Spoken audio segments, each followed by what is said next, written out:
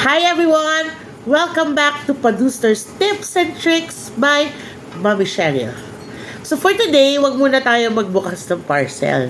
Pero, may bubuksan akong something that came from Japan. Teacher Joanne kasi, pumunta siya ng Japan and then nagpapasabay ako ng aking favorite chocolate. Ayun. So, tingnan na natin ha. So, ito yun. Ito ay matcha tiramisu chocolate. Super sarap nito. Dati, hindi ko pa pinapansin to. Actually, kami noon, group of friends naka-serve. Tapos hindi namin pinapansin kasi parang stork. Tignan nyo naman. Ayan.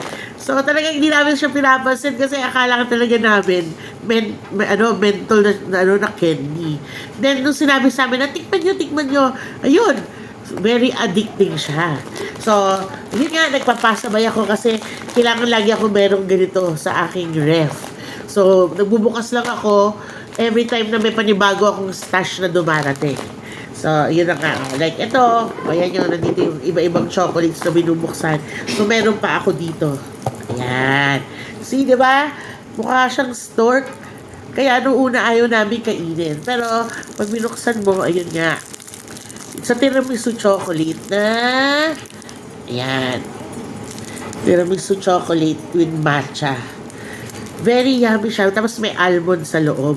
Tapos yung almond parang sugar coated. Basta very very addicting. Ayun.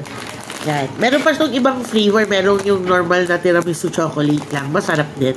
Pero mas gusto ko to kasi hindi siya ganun katamis. Ayun.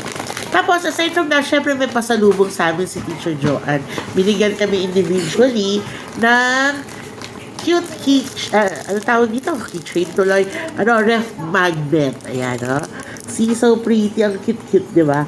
So, dagdag sa aking ref magnet collection.